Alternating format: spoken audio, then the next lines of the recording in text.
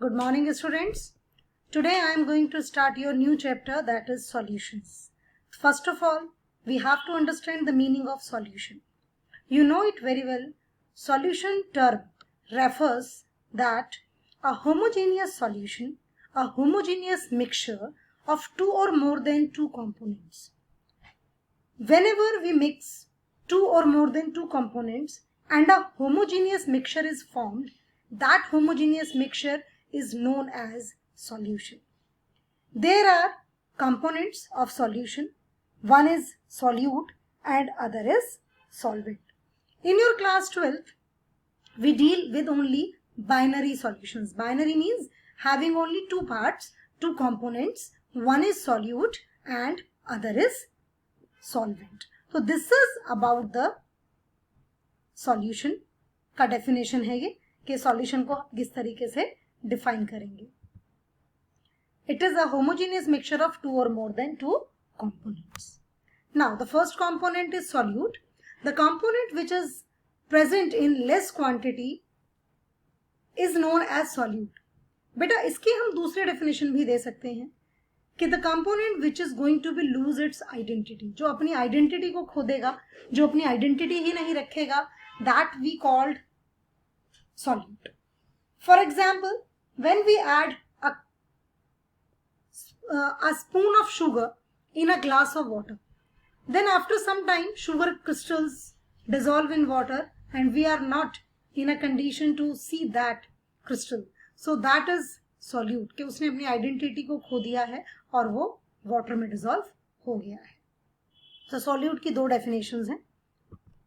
Then solvent, the component which is present in more quantity, जो ज़्यादा quantity में होगा, which is not going to lose its identity, जो अपनी identity को नहीं खोएगा. जैसे कि पानी, अभी हमने जो example लिया था, हमने एक ग्लास पानी में एक चम्मच शुगर को डिसॉल्व किया, तो शुगर कम अमाउंट में थी और वो डिसॉल्व हो गई. हमने उसके बाद हमें शुगर का सिर्फ टेस्ट आएगा पानी में, लेकिन हम शुगर को देख नहीं सकते हैं. यहाँ पर उल्टा है, वाटर एज इट इज रहा, वाटर की आइडेंटिटी लूज नहीं हुई और ये ज्यादा क्वांटिटी में भी है, and that's why it is known as solvent. Now types of solutions.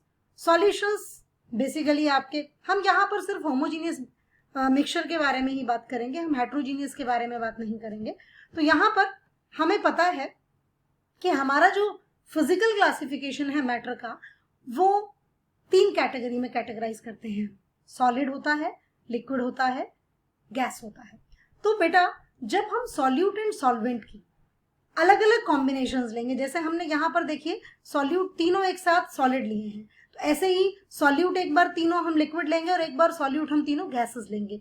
In the same manner solvent हम चेंज करेंगे, एक बार सॉलिड, एक बार लिक्विड, एक बार गैस. तो इस तरीके से हमारे पास टोटल ओवरऑल 9 कॉम्बिनेशंस बन के आएंगे, क्योंकि हमें पता है हमारा जो मैटर है उसकी तीन स्टेट का, मतलब तीन कैटेगरी में हम उसको कैटेगराइज करते हैं फिजिकल बेसिस पे, सॉलिड, लिक्विड एंड गैस पे.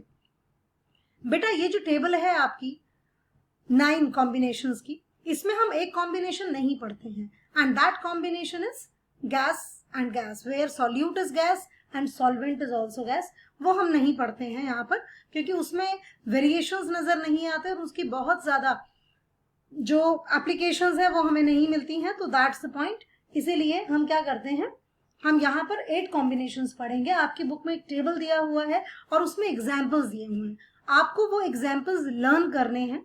बिकॉज एक नंबर में कई बार क्वेश्चन पूछ लिया जाता है कि कोई भी एग्जाम्पल दीजिए जिसमें कि सॉल्यूट जो है वो आपका गैस है, सॉल्वेंट आपका लिक्विड है. तो ऐसे केसेस में हम सीधा एग्जाम्पल दे सकते हैं कोल्ड ड्रिंक्स का, क्योंकि कोल्ड ड्रिंक में हम कम अमाउंट में गैस डिसॉल्व करते हैं, कार्बन डाइऑक्साइड होती है. तो इस तरीके से एग्जाम्पल पूछ लिए जाते हैं, जैसे स्क्रीन पर भी आपको दिख रहा है. सॉलिड सॉलिड एलॉयज एग्जाम्पल है, सॉल्यूट सॉलिड है, सॉल्वेंट आपका लिक्विड है. तो अमलगम्स जैसे कि जिंक और मरकरी का अमलगम बहुत कॉमन है. तो ऐसे ही बहुत सारे एग्जाम्पल्स आपको मिल जाएंगे. यहाँ पर लिक्विड लिक्विड का कॉम्बिनेशन है और यहाँ पर हमारा गैस का कॉम्बिनेशन है. तो यहाँ पर ये वाला पार्ट हम नहीं डील करते हैं, gas with gas. Expressing concentration of solution. Students, you know very well what is concentration of a solution. The amount of solute which is dissolved in a solvent, that is a way, मतलब इस तरह, sorry students, the way we have a number of ways for the expression of concentration of a solution. So what is concentration? Basically concentration means the amount of solute dissolved in solvent, कि कितना solute कितने solvent में dissolve है, that is basically called concentration, उसको हम concentration कहते हैं। अगर हम लैमिनेट बनाएं तो हर व्यक्ति का अपना अपना रिक्वायरमेंट है, किसी को 2 चम्मच शुगर चाहिए, किसी को बिल्कुल भी शुगर नहीं चाहिए, किसी को मसाला तेज चाहिए, नमक का टेस्ट ज़्यादा चाहिए।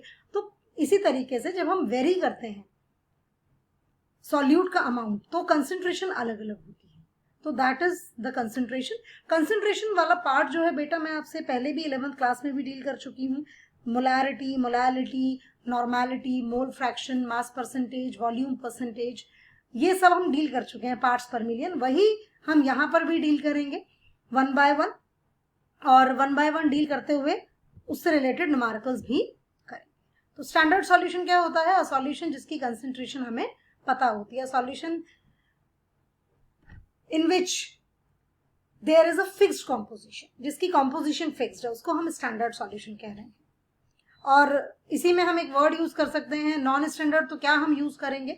बेसिकली हम यूज करेंगे कि अननोन स्टैंडर्ड्स, मतलब अननोन सॉल्यूशन कहते हैं बेसिकली, अननोन कंसंट्रेशन का सॉल्यूशन जिसकी कंसंट्रेशन हमें पता नहीं होती।